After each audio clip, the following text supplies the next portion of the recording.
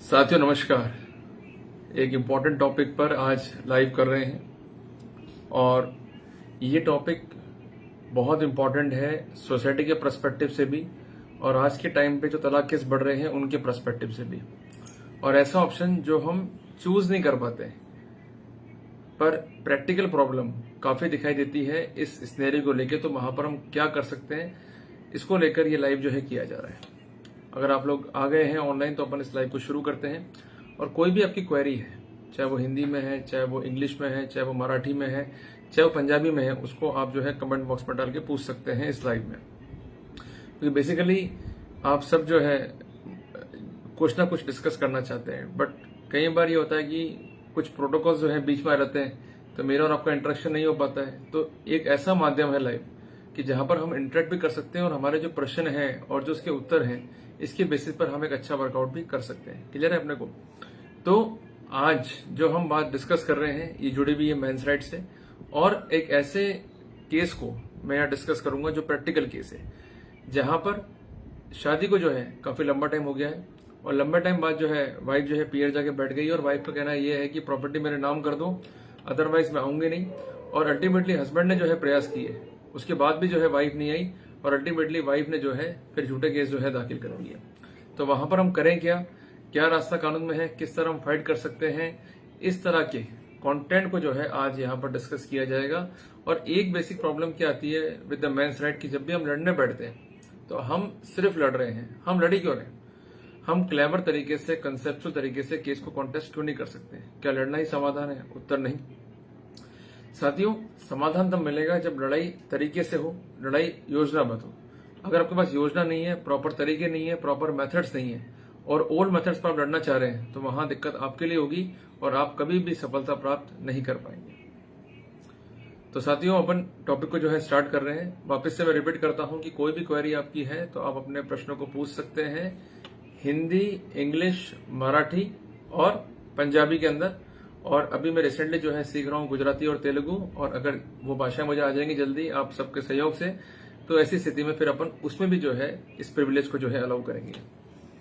साथियों यूजुअली क्या होता है कि केस स्टडी के अंदर की शादी को 2 साल हुए, 3 साल हुए और अल्टीमेटली घर जो है टूट जाते हैं और वकील वहां केस लड़ते रहते हैं। फिर कुछ एक अमाउंट तय होता है और म्यूचुअल डिवोर्स पर बात जो है वो मुक जाती है। मुकना मीन्स एक पंजाबी वर्ड है मुकना। मुकना मीन्स वहां बात सॉल्व हो जाती है। अल्टीमेटली म्यूचुअल डिवोर्स फाइल होता है और वहां पर अमाउंट जो है वो कोर्ट में जमा हो जाता है और अल्टीमेटली वो डिवोर्स डिक्लेयर लेकर आप भी खुश, लड़की वाले भी खुश, वो अपने घर, आप अपने घर। पर साथियों जो रिसेंट मेथड अभी देखे जा रहे हैं वहां पर ये देखा जा रहा है कि शादी के लंबे टाइम बाद वाइफ जो है इन्वॉल्व हो गई है तो एडिल्ट्री के अंदर, या वाइफ को ये मालूम पड़ गया कि हस्बैंड के पास जो है एक बड़ी प्रॉपर्टी है और प्रॉपर्टी या तो खुद के नाम पर है या उसकी माँ के नाम पर है। तो उनका इंसिस्टेंस क्या रहता है कि ये प्रॉपर्टी जो है वाइफ के नाम पर कर दो। भाई माँ आज है नहीं है, पिताजी आज है नहीं है, पर इसकी सोशल सिक्योरिटी, इसके वेलफेयर के लिए ऐसा करना आवश्यक है। अब आप जो है घबराए हुए होते हो कि करें क्या। अगर वाइफ की बात मानते हैं तो मरे, वाइफ की बात नहीं मानते हैं तो मरे। तो शादी 16 साल तक बिल्कुल ठीक चली, अच्छी चली, पर एक दिन ऐसा आया कि जहां पर लड़की ये डिमांड करती है कि प्रॉपर्टीज के नाम पर करो, आप मना करते हो तो रोज लड़ाइयां होती है और अल्टीमेटली एक दिन वो अपने घर पे चली जाती है आपको छोड़ के और वापस जो है लौट के नहीं आती है। आप प्रयास करते हो कि लौट के आ जा, पर वो नहीं आती है। छोटे छोटे बच्चे जो है उसके पास में आपके हैं और आप उनके साथ जो लव एंड अफेक्शन एक्सरसाइज करना है, जो टाइम उनके साथ स्पेंड करना है, जिसको हम कहते हैं क्वालिटी टाइम, तो वो आप किसी भी रूप में जो है स्पेंड नहीं कर पाते हो और अल्टीमेटली आपके ही राइट्स अफेक्ट होते हैं। फिर आप कोर्ट जाते हो, फिर आप डिवोर्स केस फाइल करते हो, तो वहां पर ट्रबलसम इशू आपके लिए होता है। क्लियर है? तो ऐसे कई लोग हैं जो लड़े, जिन्होंने इस लड़ाई को आगे बढ़ाया, पर मेरा मानना अभी भी यही है कि हमें पैटर्न्स को जो है चेंज करना होगा और इफेक्टिव मेथड्स को जो है हमें एम्प्लॉय करना होगा। देखो अगर शादी के लंबे टाइम बाद लड़की जो है आपसे अलग हो गई है और वो चाहती है कि मुझे डिवोर्स दे दो, मुझे प्रॉपर्टी दे दो, मुझे बच्चे दे दो और अल्टीमेटली आप अपने हाल में जियो, तो जरा सोचो कि उसने हमारी लाइफ जो है बर्बाद कर दी, अब हम करें क्या। अल्टीमेटली अब हम फेस कर रहे हैं, देख रहे हैं और हम इधर से उधर घूम रहे हैं, कोर्ट केसों को फेस कर रहे हैं। तो आपको एक बात मैं कहना चाहता हूं कि जब भी कोई नियम कायदे कानून बनते हैं तो उसको प्रॉपर तरीके से जब तक हम नहीं समझेंगे तब तक कोई भी रिजल्ट जो है हम ऑब्टेन नहीं कर पाएंगे। तो आपको आज मैं कुछ बातें ऐसी बताना चाहता हूं जो कि प्रैक्टिकल है और प्रैक्टिकल पर्सपेक्टिव में आपके कई चीजों को जो है वो सॉल्व कर सकती है। कोई भी क्वेरी हो आप जरूर पूछें, ताकि आज जो हम टॉपिक डिस्कस कर रहे हैं वो एक हेल्दी डिस्कशन है आपके और मेरे बीच में। अगर जो प्रश्न आपके होंगे उत्तर मेरे होंगे तो उस सिनेरियो में हम इफेक्टिवली जो है ये बात आम जन तक कन्वे कर पाएंगे कि जो लोग लड़ रहे हैं उनका पैटर्न क्या है, और जो लोग अभी भी डाउट में है कि लड़ना कैसे है उन तक हम इफेक्टिव रेमेडी कैसे पहुंचा सकते हैं। तो ये लाइव जो है अब रेगुलर होते रहेंगे। टाइमिंग लगभग ये रहेगा। लाइव जो है एट रैंडम होंगे। कई बार क्या होता है कि हम लोग दिन फिक्स करते थे पहले कि भाई मंगलवार कर लो जी, शनिवार कर लो जी। अब प्रॉब्लम क्या थी कि चले गए बालाजी के मंदिर, अब बैठ गए हनुमान चालीसा पढ़ने, टाइम हो गया, अब उसके बाद थक गए, फिर घर आके सोना था। तो इसलिए अब मैं डे फिक्स नहीं कर रहा हूँ। जब भी आपसे मेरी बात करने की इच्छा होगी मैं आ जाऊंगा भाई, पर अवेलेबल रहना ताकि हम लोग जो है डिस्कस कर सकें और एफिशिएंटली अपन वर्कआउट कर सकें। और चाहो तो मैं डिस्कस करूंगा मराठी में, चाहो तो मैं करूंगा पंजाबी में, चाहो करूंगा इंग्लिश में, चाहो करूंगा हिंदी में, बट कम से कम भाषा हमारे बीच में बैरियर ना रहे, इसका मेरा हमेशा से जो है प्रयास रहा है। जिस कारण जितना नॉलेज एक्वायर की जाए उतना मैंने कोशिश करी है ताकि मेरी बात हर तरीके से आप तक पहुंच सके। साथियों, एक बात मैं आपको स्पष्ट करना चाहता हूं कि लड़की जो है जब पीयर जाके बैठ गई, आप समझाने का प्रयास कर रहे हो वो नहीं आ रही है, फिर समझाने का प्रयास कर रहे हो वो नहीं आ रही है, अल्टीमेटली क्या होगा कि आप पर झूठे केस फाइल होंगे। अब आप झूठे केस जो है कंटेस्ट करने जाओगे, पर आपको एक चीज ध्यान देनी चाहिए कानून में कि सेक्शन 14 है protection of women from domestic violence act में। इसके अलावा सेक्शन 10 सब क्लॉज 3 है फैमिली कोर्ट एक्ट के अंदर। इन दोनों की मंशा क्या है कि मीडिएशन कराया जाए, पर मीडिएशन का मतलब ये नहीं है कि सिर्फ समझौता करा दो या सिर्फ पक्षकारों को अलग कर दो या लमसम जो है तय कर दो। मीडिएशन का मतलब ये होता है कि एक्टिव काउंसलिंग करना। प्रॉब्लम क्या है कि हमारे कोर्ट में जो है अभी जजेस जो है जो न्यूली अपॉइंटेड है वो यूजुअली रेफर करते हैं मीडिएटर को, पर हम वही माइंड सेटअप लेकर जो है मीडिएटर के पास पहुंचते हैं।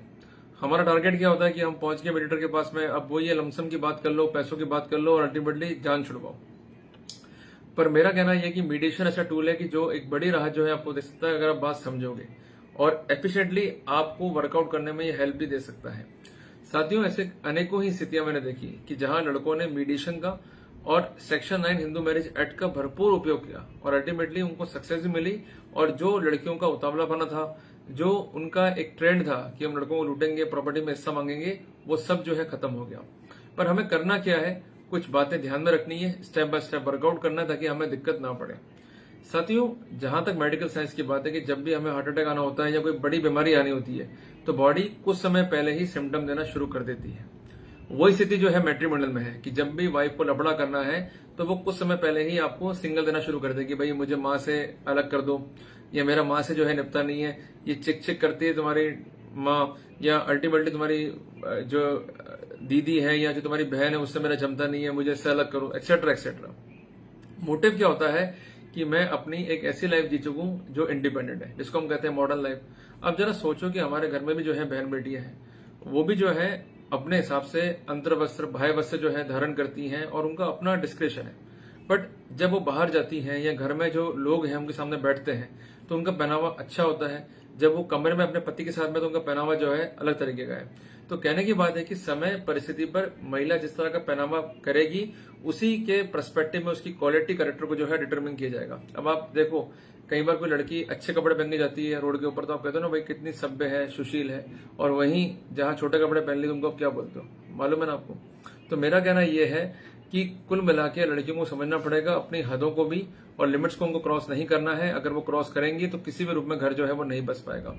आज सास समझा रही है, बट सास भी जो है अपनी लिमिट में रहे। कई बार ये होता है कि हम लोग अपने लिमिट जो है क्रॉस कर देते हैं।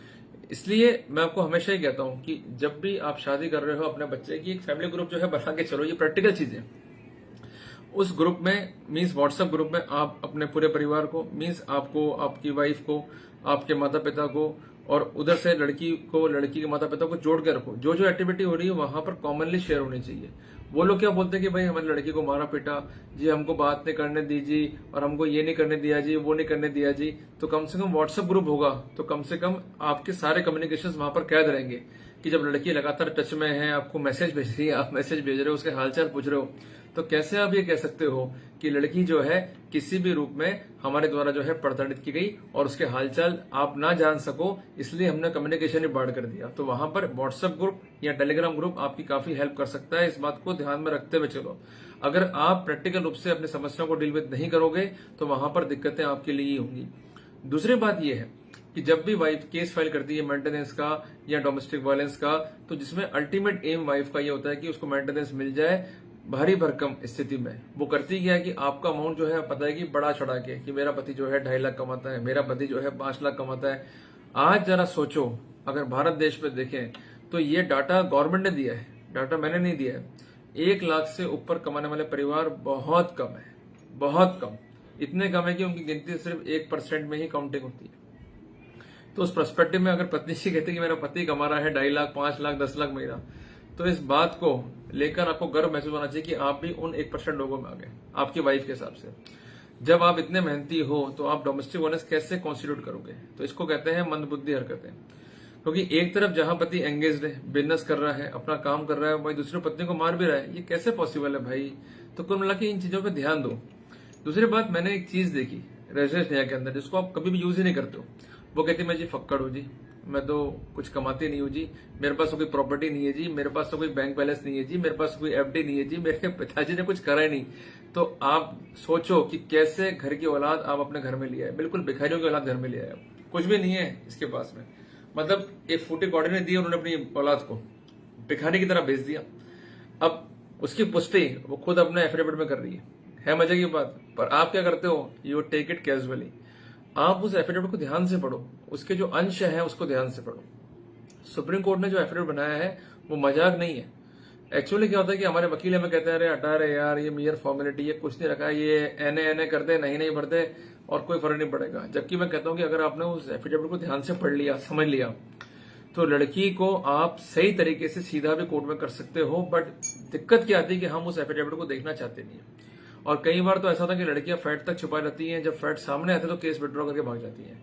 आपको मैं एक बात स्पष्ट करना चाहता हूं कि जो एफिडेविट है उसका जो सेकंड कॉलम है उसमें ये जरूर लिखा जाता है उसके द्वारा कि मेरा इनकम टैक्स प्रोफाइल नहीं है, मेरे पास कोई संपत्तियां नहीं है, मेरे पास कोई भी एसेट्स नहीं है।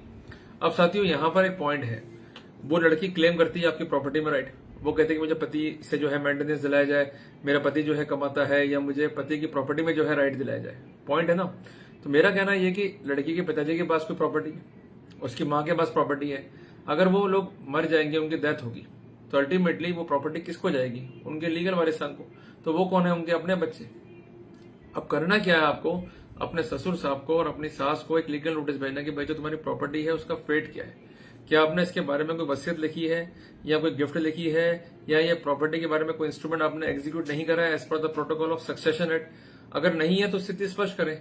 अगर इंस्ट्रूमेंट है तो वहां पर बेनिफिट हम कैसे लेंगे, इस बात को जरा समझिएगा। और मैं काफी तवज्जो दे रहा हूं इस बात पे, बड़ी बारीक तुरबाई सुनिएगा ध्यान से इस बात को। एक मामले में क्या हुआ कि जवाई का ये पूछना था ससुर से अपने कि भाई आपकी लड़की तो फक्कड़ है और आपने कुछ दिया नहीं इसको। इससे मालूम पड़ता है कि आपकी लड़की बिल्कुल निकम्मी है, नाकाबिल है और भिखारियों के परिवार से आई है। बिल्कुल फैक्ट है। ऑन द कॉन्ट्री आपकी लड़की ने मेरी तो इमेज बना दी, मुझे तो सुपरस्टार बना दिया, मेरा तो स्टार्टअप बना दिया। वो कहते कि भाई ऐसा हीरा पैदा करा है इस खानदान ने कि जो 2.5 लाख कमाता है, कि जो 5 लाख कमाता है। बहुत अच्छी बात है। तो आप ये बताने का कष्ट करें कि आपके पास जो प्रॉपर्टी है उसका डिसबर्समेंट कैसे होगा। अब वो फंसा कैसे? अगर वो कहता है कि मैंने वसीयत लिखी है तो he is required to produce a copy of वसीयत। अब वसीयत कब करेगा आदमी?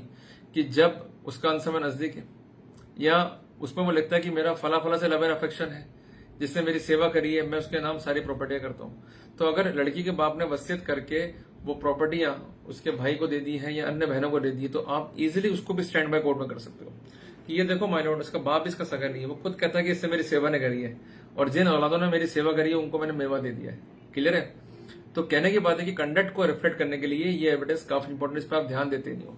इवन उस प्रॉपर्टी का डिस्पर्समेंट क्या है, गिफ्ट कर दिया, वो स्पेसिफिक कर दो। जब भी आदमी गिफ्ट करेगा, वसीयत करेगा, तो उसमें ये फैक्ट जरूर लिखा कि केवल इसी औलाद ने मेरी सेवा करी है, मेरा इससे लगाव है, लव एंड अफेक्शन है। तो जब लव एंड अफेक्शन किसी एक संतान से है और आदमी दुखियों की वसीयत कर रहा है, तो उसका मतलब सेकंड संतान जो है उसके से उसका कोई लव एंड अफेक्शन नहीं, उससे कोई लगाव नहीं है। अल्टीमेटली इस एविडेंस को हम लोग यूज करेंगे। और अगर उसने वसीयत नहीं करी है, गिफ्ट नहीं करी है, तो उसका मतलब जब ये व्यक्ति एक्सपायर होगा तो अल्टीमेटली इस प्रॉपर्टी में उसको शेयर मिलेगा, तो वो इक्विटेबल ऑनर है as per transfer of property act. तो उस सिनेरियो में कोर्ट उसके राइट को प्रिज्यूम कर सकता है। बट हम इस बारे में चर्चा करना चाहते नहीं है। चर्चा किया करो, ये बहुत जरूरी चीज है। दूसरी इंपॉर्टेंट बात यह है कि जब भी हम कोर्ट में जा रहे हैं तो लड़की खर्चा मांग रही है हायर साइड के ऊपर, इसको लेकर हम काफी कंफ्यूज रहते हैं। कुछ कहते हैं कि भाई खर्चा देना पड़ेगा, कुछ कहते हैं खर्चा नहीं देना पड़ेगा, और लॉ भी जो है वो दोनों तरफ के हैं। मैं आपको एक बात खुलकर स्पष्ट करना चाहता हूं कि जो भी आपकी इनकम है उसको लेकर आप खुद भी क्लियर नहीं हो कि आपकी इनकम को कैसे आप डिटरमिन कर सकते हो। आपको मैं एक बात स्पष्ट कर दूं कि जैसे एमएसटी क्लेम होते हैं वैसे ही मेंटेनेंस क्लेम है कि जो भी अमाउंट आप टूवर्ड्स टैक्स दे रहे हो, जो रसूम दे रहे हो गवर्नमेंट को, it will be exempted from the liabilities clause. उस पर कोई भी मेंटेनेंस वाइफ क्लेम नहीं कर सकती। उदाहरण के लिए अगर मेरी इनकम 10 लाख रुपए है तो उस पर अगर मैं 1 लाख टैक्स दे रहा हूं तो उस 1 लाख पर कोई मेंटेनेंस की लायबिलिटी नहीं आएगी। क्लियर हो गया आपको? वो किस पर आती है? उस अमाउंट पर जो मेरा प्रॉफिट है। और एक बात मैं आपको स्पष्ट कर दूं कि जो कुछ भी हमारे पास आ रहा है, हमारे गले में जा रहा है, हमारे बैंक खाते में जा रहा है, वो हमारा टर्नओवर है, हमारे संस्थान का या हमारे व्यवसाय का। वो किसी भी रूप में इनकम नहीं है। और जब भी आप टैक्स भरते हो तो आप टैक्स इनकम पे भरते नहीं हो, आप टैक्स भरते हो बुक्स प्रॉफिट पे। ये बुक्स प्रॉफिट कैसे निकालते हैं सीए? कि जो कुछ भी आपका टर्नओवर है उसमें आपके एक्सपेंसेस, आपकी लायबिलिटीज, आपके डिडक्शन, डेप्रिसिएशन से बढ़ा के जो अमाउंट बचता है फाइनल, उस पर जो है ये बुक्स प्रॉफिट निकालते हैं। क्लियर है बात आपको?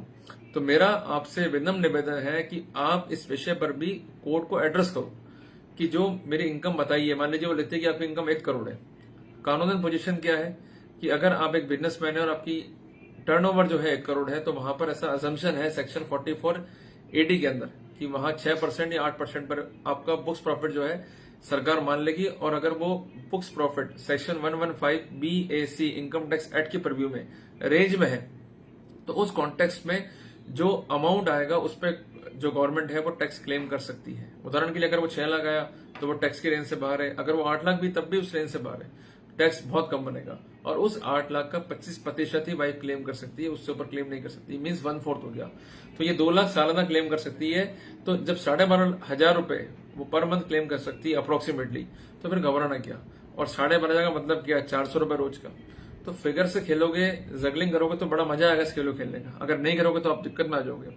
और उसमें भी करना क्या है, मैं कईयों को एडवाइस ही करता हूँ, कईयों को बताता भी हूँ कि भाई घबराओ मत।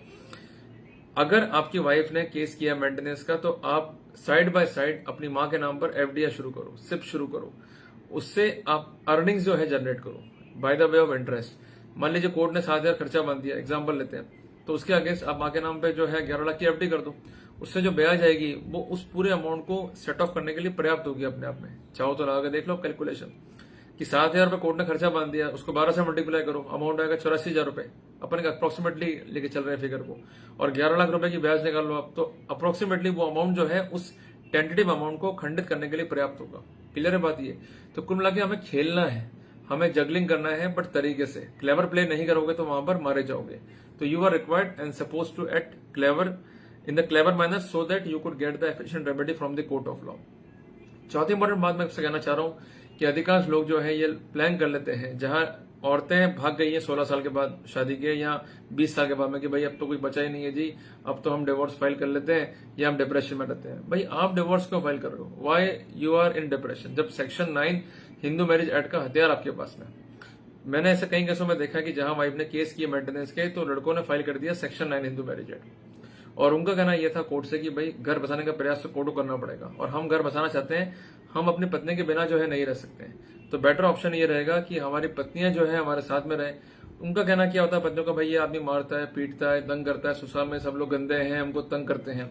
तो बेटर कोर्स क्या है कि ये लड़की अपने पियर में रहे और हम बन जाएंगे घर जवाई, हम आराम से रहेंगे घर में। ये अपने फूफा, फूफी, मामा, मामी, मौसा, मौसी सबको बुला ले, हमको कोई ट्रबल नहीं है, हम तो वही रहेंगे। In a week we will enjoy sex with our wife. और आपको एक बात मैं स्पष्ट कर दूं कि रेस्टिट्यूशन का मतलब ये नहीं है कि आपने पिटिशन लगा दी और वाइफ आके जवाब दे रही है, फिर कहती है मुझे नहीं रहना और आप उस पिटिशन को फेस कर लो। अगर कानून में ये मंशा होती कि मैरिटल रेप को ऑफेंस बनाना है, मीन्स किसी महिला के साथ आप सेक्स नहीं कर सकते हो विदाउट हर कंसेंट, खासकर तब की जब आपकी वो पत्नी हो, तो कानून और सख्त बनता, उसमें सजा का प्रावधान होता। पर आप पुराना कानून पढ़ो चाहे नया कानून पढ़ो, व्यवस्था दोनों में एक जैसी है। व्यवस्था क्या है कि अगर वो लेडी 18 ईयर्स से ऊपर है और कॉन्शियस माइंड की है और आपकी शादी हुई है और शादी वैलिड है, तो आप चाहे ओरल सेक्स करो, चाहे एनल सेक्स करो, चाहे वेजाइनल सेक्स करो, कुछ भी करो, वो आपका ऑप्शन है। क्लियर है बात ये? तो मेरा कहना है कि आप जबरन फोर्सफुल सेक्स भी कर सकते हो, तो ट्रबल क्या है जी, घबराते क्यों? तो आप जब तक लड़ोगे नहीं, अपने राइट्स को इन्फोर्स करोगे नहीं, तो कैसे काम चलेगा। अब आप जाके वकीलों के दफ्तर में बैठ जाते हो और वकील पिटिशन लिख रहा है, आप जवाब लिख रहे हो, अच्छा उसने ये लिखा है, छोड़ूंगा नहीं, वकील साहब इसमें ये लिखते हैं, फिर वो दे देगा उस पर कोई नया तर्क, फिर कोर्ट इशू बना देगी, कोर्ट देती रहेगी एविडेंस। उससे हमें हासिल क्या होगा? जो हमारी बॉडी थी उसको सर्वनाश हमने खुद ने कर दिया। आज एक बात समझो, मेडिकल साइंस क्या बोलता है कि यदि कोई व्यक्ति, मैं बात कर रहा हूं मेल की, अगर वो सेक्स नहीं कर रहा है रेगुलरली, तो उसको कई शारीरिक मानसिक बीमारियां हो सकती है। तो आज वो लड़की हमसे पैसा मांग रही है, मैटर ऑफ प्राइड। आज वो कहती है प्रॉपर्टी में हिस्सा चाहिए, पर जो हमारे शरीर का नुकसान है उसको कौन भरपाई करेगा? क्या जज की वो डिग्री जो हमको मिलेगी 6 साल बाद, क्या उसकी भरपाई कर पाएगी? जज तो हंसता रहेगा, अरे आज मैं बिजी हो रहा हूँ, तारीख कल तय करेंगे जी, तारीख। वकील साहब भी जा रहे हैं, बहस कर रहे हैं, कई बार वकील साहब भी हाजिर नहीं हो पाते कोर्ट में, कई फैक्टर हो जाते हैं, कई बार आप भी नहीं जा पाते हो, कई फैक्टर हो जाते हैं, बारिश आ गई, आज हड़ताल है जी, कई फैक्टर हो गए। तो उसमें आप तो मर रहे हो, क्या समाधान निकल रहा है आपके पास में? इसलिए हमेशा मैं आपको एडवाइस करता हूं प्राइमरी स्टेज में कि if you can adopt live in relationship you may go with the same. उसका कारण क्या है? ये अपराध नहीं है, पर उसमें आप करते हो बेवकूफियां। क्या बेवकूफियां करते हो कि लड़की लिया है, उसके साथ आप सेक्स कर रहे हो, कोई लिखा पढ़ी नहीं है, तो ये है बिना लिखा पढ़ी के नक्शे का मकान। क्लियर है? अल्टीमेटली उस लड़की ने आप पे केस कर दिया, आप मारे गए। अगर थोड़ी समझदारी आप दिखा लेते और दिल्ली हाईकोर्ट का फैसला फॉलो कर लेते तो वहां पर दिक्कत नहीं आती। करना कुछ नहीं है जी, एक स्टैंड बना है 500 रुपए का और लिखा पढ़ी प्रॉपर करनी है कि सबसे पहले उस लड़की को डिस्क्लोज करो जिसके साथ आप लिव इन रिलेशनशिप में हो, कि मेरा प्रॉपर आइडेंटिफिकेशन क्या है, मीन्स मेरा मैरिटल स्टेटस क्या है। क्लियर है? दूसरी बात, ये रिलेशनशिप किस लिए है? It is basically for fucking, sex, और क्या। नंबर 3, इसके अगेंस्ट में मैं ये क्लियर करता हूं कि मैं शादी नहीं करना चाहता हूं। क्लियर है? और मैं अपनी पत्नी से तलाक भी नहीं लूंगा, और लूंगा तो देखा जाएगा, बट उसका कोई भी मोटिव यह नहीं है कि मैं वर्तमान रिश्ते को मैरिज में कन्वर्ट करना चाहता हूं। तो काफी बचाव आपका हो गया। उसके बाद अगर कोई खर्चा आप करना चाहते हो उसके ऊपर, या मंथली उसको कोई आप रिलीफ देना चाहते हो, तो यू में गिव, प्रॉब्लम नहीं है उसमें। पर कोई भी एंट्री काउंट्री जो है आपने को वाइफ से या जो वो लेडी है लिव इन रिलेशनशिप वाली, उससे नहीं लेनी है। ये बात दिमाग में रख के चलना। 5वीं इंपॉर्टेंट बात आप समझो कि अगर कानून में आपको राइट दिए गए हैं, इवन सुप्रीम कोर्ट ने ऐसे रिलेशनशिप को रिकॉग्नाइज किया गया है, इवन सुप्रीम कोर्ट ने भी ऐसे रिलेशनशिप को रिकॉग्नाइज किया है, तो ऐसी स्थिति में मेरा आपसे ये कहना है कि जब कोर्ट आपको मान्यता दे रही है, कोर्ट आपके राइट्स को रिकॉग्नाइज कर रही है, इवन अभी रिसेंट फैसला राजस्थान हाई कोर्ट का, उसमें भी बात कही गई है कि अगर मैरिड मैन है, मैरिड वुमेन है, इनकी शादी अभी कंटिन्यू कर रही है, डिवोर्स नहीं हुआ है, even though they can have live in relationship, और ऐसे रिलेशनशिप को प्रोटेक्ट करने के लिए कोर्ट रेमेडी देगा, क्योंकि ऐसे रिलेशनशिप पर कोर्ट विचार किए बगैर मनुष्यों को बचाने पर उनके अनुच्छेद 21 संविधान के तहत दिए गए अधिकारों का संरक्षण करने के लिए कोर्ट जो है काम करेगा। तो जब कोर्ट हमें संरक्षण दे रही है, प्रोटेक्शन दे रही है, राइट्स को रिकॉग्नाइज करे, तो देन घबराना क्या। क्लियर है? और अगर आप ये ऑप्शन नहीं चाहते हो कि नहीं भाई लिव इन नहीं करना है, घर वाले खिलाफ हो जाएंगे, हमको मार डालेंगे, ऐसा है वैसा है, ये हिम्मत नहीं हो रही है, तो आपको मैं सिंपल बात ही कह रहा हूं कि जहां शादी जो है लंबा चल गई है, तो उस कंडीशन के अंदर आप कोर्ट में सेक्शन 9 हिंदू मैरिज एक्ट को एज एन इंस्ट्रूमेंट काम लो। मैं बार बार ये कह रहा हूं कि आपकी लड़ाई कागजी नहीं होनी चाहिए। If you are going to fight on paper basis you can not get justice. वो फिर डिस्पोजल हो जाएगा कि आज आप केस जीत गए हो जी, बधाइयां जी, मिठाई का डब्बा ले जी, केस जीत गए जी, इनका तलाक हो गया जी, और कुछ नहीं है। और उस तलाक के बाद आप अकेले कोने में जो है पड़े रहोगे, कोई आपको पूछने वाला नहीं है, ना आपके घर वाले, ना पड़ोसी, ना रिश्तेदार। आप घर में क्या खाते रहोगे? ओट्स, मैगियां, ये खाते रहोगे बैठ के, और ज्यादा से क्या कर लोगे? देख लोगे ब्लू फिल्म में, और तो क्या होगा, या औरतों को देख लोगे चलते हुए, अरे भाई मजा आ रहा है बस, और क्या है। पर जब आपके पास खुद आर्टिकल है तो उसको यूज करने में हर्जी क्या है? सेक्शन 9 लगाओ कोर्ट के अंदर, और कोर्ट से कहोगे भाई मुझे मेरी वाइफ के साथ रखा जाए और इसके घर में रखा जाए, ताकि ये जो प्रॉब्लम क्रिएट हो रही है वो नहीं हो, क्योंकि इसके मन में जो खटास है, जो मन मुटाव है, वो इसके घर वालों के कारण है। हम चाहते हैं कि ये रेस्टिट्यूशन प्रैक्टिकल हो, हम आराम से रह सकें, आराम से सेक्स को एंजॉय कर सकें। उसके बाद करना क्या है? इमीडिएटली लड़की के घर पे आप जो you would not be a trespasser, दिमाग से गड़फड़ में निकाल देना। अब वो आपको डर लगता है कि वो लोग मार डालेंगे, वो संख्या में ज्यादा है, वो बाहुबली है, ये है वो है, फालतू की चीजें ये। अगर आपको मार देंगे तो it would be a case of mob lynching, तो उसमें बहुत दिक्कतें इनके लिए हो जाएंगी। नए कानून में सख्त प्रावधान है।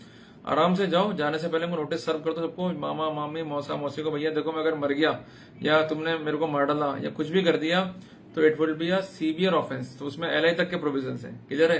तो वैसे निकट नहीं आने, आसपास भी कहीं नहीं आने, और उसके बाद बचे गया, फिर आगे का खेल आपको मालूम है करना क्या है। तो आपको मैं बार बार कह रहा हूं कि जब कानून ने आपको लिबर्टी दी है कि you may have a rightful and lawful sex with your wife, then what is the problem. और ये चीज मजबूत है ना, BMW गाड़ी की तरह। अब आप वैगनर में जा रहे हो, वैसा रिश्ता होता है लिव इन का, भाई चले गया तो चले गया, नहीं चला नहीं चला, कॉन्ट्रेक्चुअल रिश्ता है, क्लियर है बात है। उसमें रिस्क बहुत ज्यादा है, गड़बड़ हो गई, क्या हो गया, कभी क्या नहीं हुआ, फिर लिखा पढ़ी करनी पड़ेगी, वो अलग है। फिर हर बार कंसेंट लोगे, वो भी चीज है, और लेना भूल गए तो फिर दिया जल गया आपका। तो इससे बेटर ये है कि आप अपनी वाइफ जो कि एग्जिस्टिंग है उसके अगेंस्ट डिवोर्स फाइल करने की बजाय आप सेक्शन 9 हिंदू मैरिज एक्ट पर जो है जोड़ दो, रेस्टिट्यूशन में जोड़ दो, but it should be in the practical way, not in the theoretical way. आप घर चले जाओ कि I want to do sex with you, I want to resolve all the issues, problem क्या है, और वहां जाने से पहले जो लिखा पड़ी है, जो नोटिस बाजी, वो पूरी करके जाओ कि अगर मुझे हाथ लगा दिया, जान से मार दिया, कुछ भी कर दिया, then entire consequence will be with you. और ये आपको मैं इसलिए कह रहा हूं कि जिसने अपना घर खराब कर दिया, आज अपनी होशियारी करके अपने घर बैठी हुई है, तो कम से कम उसको ये तो मालूम पड़े पति की अहमियत क्या है, कि रियल पति या रियल मर्द क्या होता है। वो तो बैठ गई जाके कोर्ट में भी वो इस तरह की सहानुभूति, नहीं साहब मेरे को बहुत मारा, मेरे को बहुत पीटा, और ना तो उसका कोई वेट लॉस हुआ, ना कोई ब्लड लॉस हुआ भाई, और ना कोई हीमोग्लोबिन लॉस हुआ, सब कुछ ठीक ठाक है, तो फिर क्या मारा पीटा। और बगैर एविडेंस के केस में कोर्ट भी चल रहा है, आराम से जो है कार्रवाई को जो है इनिशिएट कर रहा है। तो ऐसा ना हो, इसे लगातार जो है अपने को वर्कआउट करने ही करने, क्लियर है। तो ये कुछ प्रैक्टिकल एस्पेक्ट्स हैं जिस पर आपको चर्चा करनी है, जिस पर आपको डिस्कस करते हुए चलना है। अगर आप नहीं करोगे तो वहां मारे जाओगे, आप अपने राइट्स को सिक्योर किसी भी हालत में जो है नहीं कर पाओगे, क्लियर है। तो कुल मिला के बस मेरा काम तो ये था कि आपको आपके राइट्स के बारे में बताना, अवेयर करना।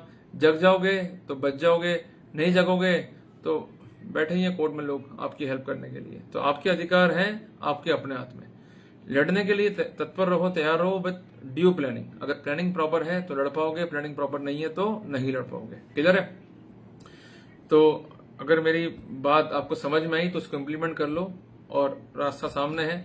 अदरवाइज 6 साल तक कोर्ट में घूमते रह जाओ डिवोर्स के लिए, सेक्शन 9 के लिए, और कागजी लड़ाई आप लड़ते रहो, क्लियर है। तो बस मैं यही कहना चाहता हूं कि बस आपने जिस दिन लड़ने का फैसला कर लिया, जीत आप उस दिन गए थे। अब तो बस कोर्ट में फैसला होना है, दिस वे और दैट वे। पर मेन बात है कि आप उसके साथ प्रैक्टिकल जस्टिस करो विद योर कीज। आप वाइफ के पास जा रहे हो, आप इंटरकोर्स की बात कर रहे हो, भाग जाएगी, अरे नहीं भाई कांड हो जाएगा ये तो।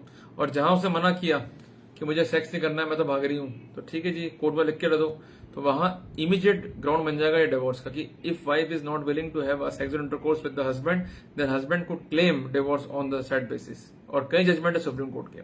बट आपको प्रैक्टिकल रहना पड़ेगा अपनी अप्रोच में। और अगर चिन्नी चोरी करी, या कई लोग होते हैं ना जो घटिया हरकतें करते हैं, 2-2 रुपए की लड़ते रहते हैं, सोचते रहते हैं अरे भाई कैसे होगा, वो हरकतें मत करना भाई।